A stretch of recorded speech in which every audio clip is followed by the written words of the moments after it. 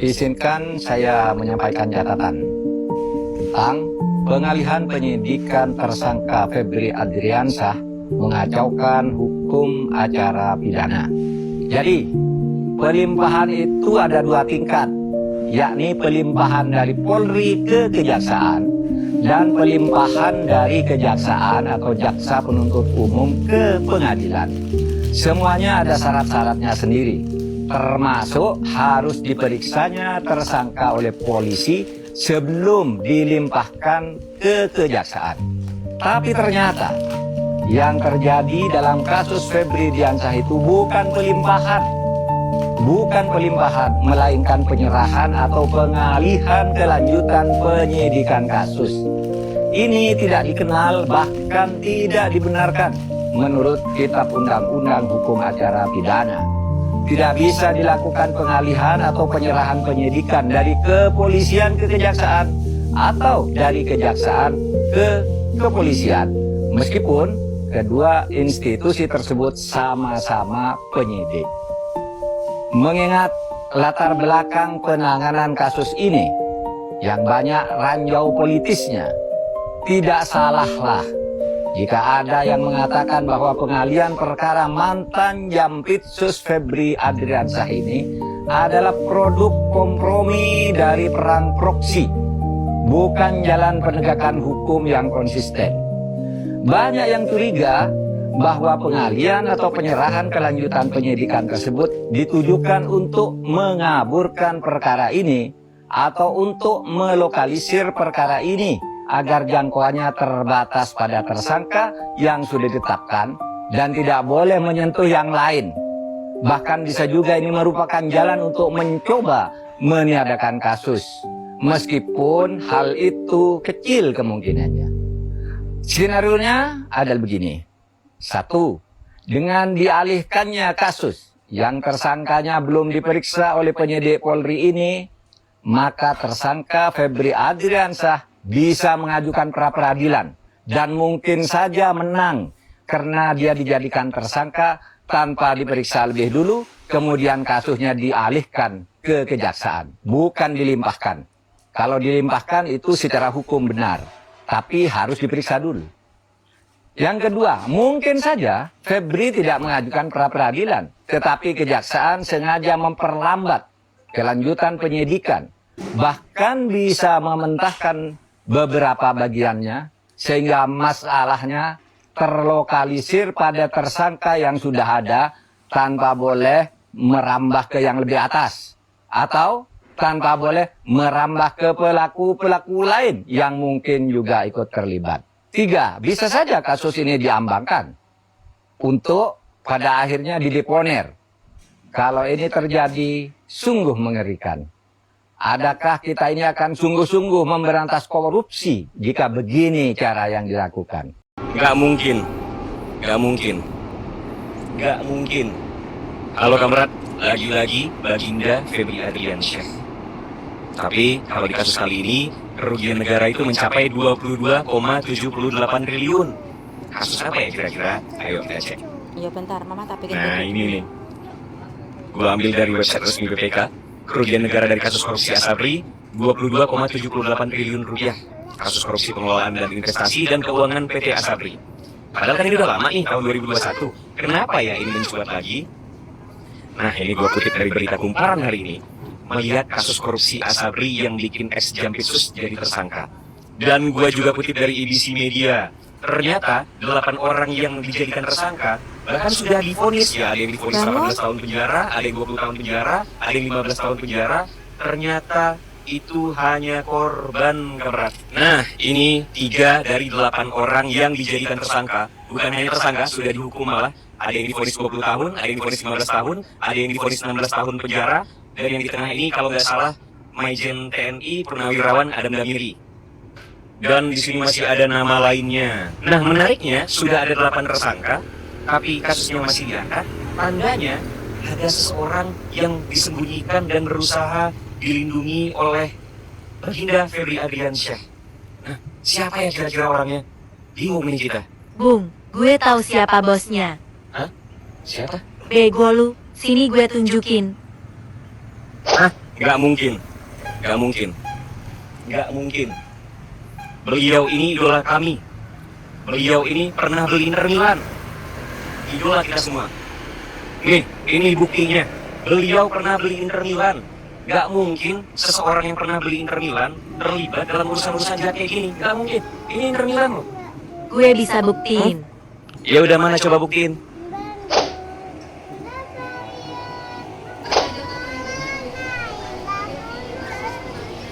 Belum ada, ya. Ini masih proses penyidikan, masih berjalan. Bikin susu.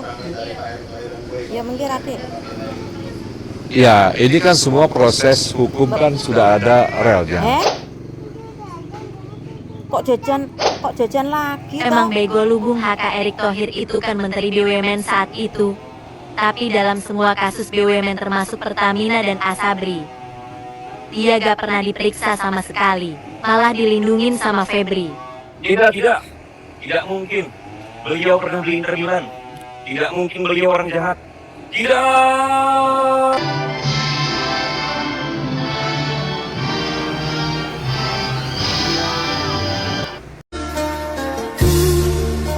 Tak percaya lagi janji-janji semu yang membuat aku terlena. Cukup ku merasa sakitnya hati ini, biar ku balut lukaku.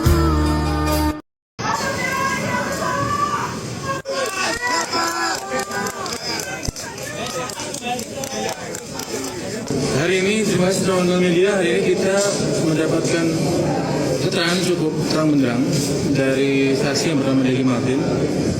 Saksi ini adalah terpidana dalam perkara terdahulu, dalam perkara TJK. Dia ini kedudukannya adalah PPK pada paket pekerjaan di lingkungan BTP kelas 1 Semarang, paket JGS S1 sampai dengan JGS S5. Nah, selaku PPK yang bersangkutan terbukti menerima sejumlah uang dari pengusaha kontraktor. Nah, dari sana kita dapat informasi bahwa uang-uang itu beredar sampai jauh. Salah satunya kepada Gus Miftah. Senilai kurang lebih berapa tadi? 100 juta rupiah. Semoga itu jadi catatan kita semua bahwa uangnya mengalir sampai jauh. Terkait dengan apa yang kami lakukan, kami belum bisa memutuskan hari ini, kami akan lapor ke pimpinan. Jadi waktu itu saya termasuk orang pertama yang menghendaki Mas Gibran untuk bisa menjadi cawapresnya Mas Prabowo. Cuman persoalannya waktu itu keluarga Pak Jokowi, baik Pak Jokowi maupun Bu Iriana dan keluarga besar Solo itu tidak mau kalau Mas Gibran jadi cawapresnya. Sehingga ketika ulang tahun di pondok, Mas Prabowo bilang sama saya, "Saul, kalau aku siapa?" Karena waktu itu yang di-endorse sama Pak Jokowi salah satunya adalah Mas Erick Thohir. Sementara analisanya Mas Erick itu ada lemah di Jawa Timur. Sementara kita membutuhkan kemenangan di Jawa Timur. Sehingga kalau dipaksakan khawatir di Jawa Timur kita kalah. Saya bilang sama Mas Prabowo, Mas Gibran, Mas, lah sama Gus. Tapi saya sudah minta 4 kali kepada Pak Jokowi menghadap supaya Mas Gibran dikasih, nggak dikasih. Ini menunjukkan bahwa nggak ada ambisi keluarga Jokowi dan Bu Iriana untuk menjadikan Mas Gibran sebagai cawapres. Kemudian beliau bilang, bisa nggak Gus minta menghadap Pak Jokowi supaya merelakan Mas Gibran untuk diajak menjadi pendamping Mas Prabowo. Oke Mas, saya akan usahakan. Sehingga waktu itu Pak Jokowi pulang kunjungan kerja dari Cina kalau nggak salah, saya menghadap di Istana Bogor. Mas, bla bla bla bla bla bla. Ketika kalau Gustaf maunya siapa?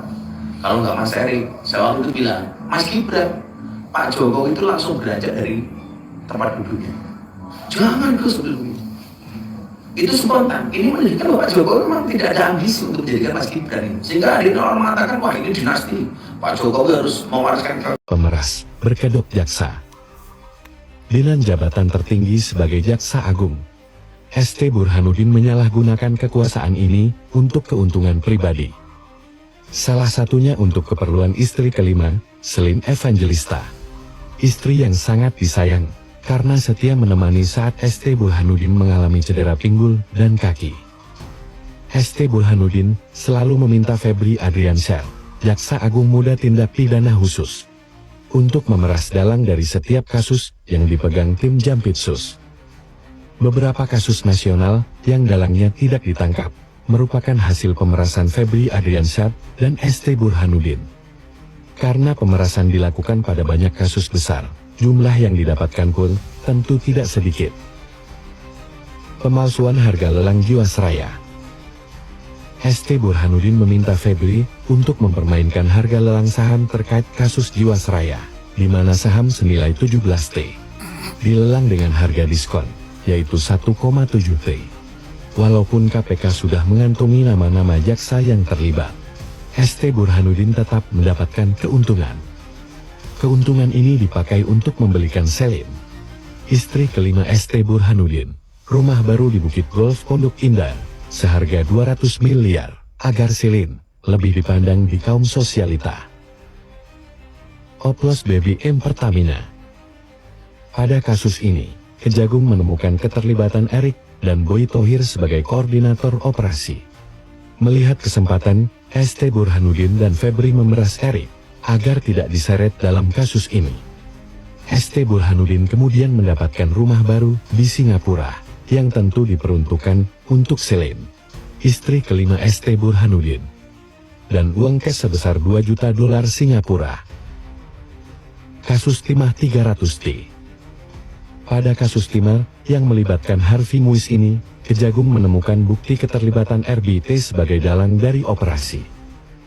Karena besarnya kasus ini disorot publik, ST Burhanuddin dan Febri memeras RBT sebesar 2 miliar dolar Amerika atau 36 T agar RBT tidak diseret. Mengingat ST Burhanuddin menjabat sebagai Jaksa Agung dari tahun 2019, berapa banyak kasus lain yang diperas?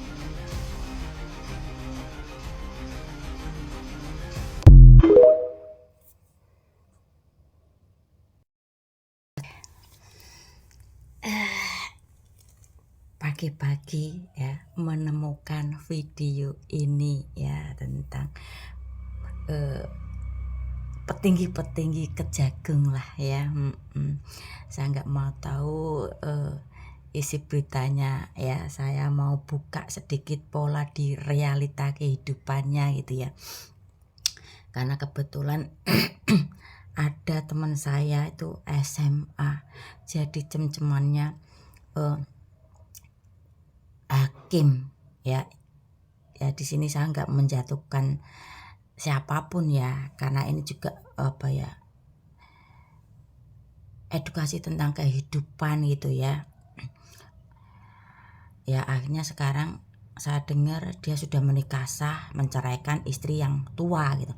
Polanya tuh kebanyakan seperti ini, ketika orang itu punya jabatan tinggi dan mendapatkan uang dengan mudah ya, istri dicukupi, anak dicukupi, tapi si laki-laki ini ya berpetualang mencari wanita yang sesuai keinginan dia gitu ya. Contohnya udah banyak kok ya. Jadi buat para istri yang punya jabatan mentereng ya waspadalah ya. Suatu saat jika kalian didepak ya harus mempersiapkan diri ya. Contoh yang ke polisi itu kan yang jadi terpidana kasus dosen cantik Untak 37 tahun. Polanya seperti ini. Si pihak polisi, oknum polisi wes lah, saya sebut oknum polisi ya. Dia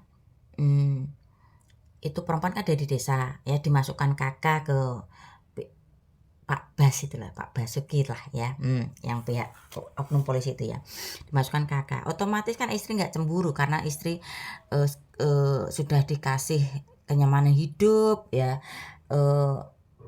apa ya, ekonomi yang cukup, jadi ya percaya full lah sama suami ya. Ternyata dan ternyata si perempuan ini setelah dimasukkan kakak terbongkar kan, karena si perempuan akhirnya si Pak Basuki ini oknum polisi jadi tersangka kasus dosen cantik Untak ya. Polanya seperti itu karena apa, si perempuan atau si istri ini sudah percaya full sama suami karena sudah dicukupi materi, kenyamanan hidup, jadi nggak mau berpikir apa aneh-aneh lah terhadap suami gitu. Ternyata ya terbuka juga itu kasus oknum polisi yang memasukkan cem-cemannya ke dalam kakak keluarganya. Ya kalau teman saya itu ya mungkin weting tresno jalaran saka kulino, kayak teman saya itu bibiknya itu punya kantin di pengadilan gitu kan. Ya akhirnya mungkin si hakim seneng gitu, ya akhirnya dulu beberapa tahun jadi cem-ceman gitu. Reuni aja yang membayar dia, ya kayak kan rumah saya istilah kata itu kampung lah daripada teman-teman saya ya, teman saya kan orang kota ya. Masuk wah itu cincinnya kecil, kamu tahu nggak Lis, itu diamond, biar kecil tuh ada nilainya. Oh saya cukup tahu aja ya. Terus selama terdengar beberapa tahun si hakim ini sudah menceraikan istrinya dan menikahi si ini. Ya tadinya SMA kayak apa itu ya, perubahannya drastis gitu, tampil glowing cantik gitu ya. Ya ternyata cerita hidupnya seperti itu ya. Terus kalau si yang di video ini si Evelyn gitu ya, gendernya siapa itu ya, Boy William atau siapa itu ya, atau siapa lah itu, dia tuh janda itu, punya 4 itu. Terus dulu maksudnya beritanya dikaburkan dengan yang keriting itu loh ya, siapa itu ternyata seperti ini toh ceritanya ya. Mudah-mudahan sanggup menanggung resikonya yang akan datang lah setelah ketahuan seperti ini gitu ya. Ya intinya buat istri-istri pejabat tinggi gitu, lu saat ini mungkin nyaman ya, kemewahan selalu didapat ya. Suatu saat ketika lu nanti didepak sama suami lu ya kuat aja lah, karena sudah terlalu nyaman tiba-tiba dapat berita boom ya, mudah-mudahan kuat wis.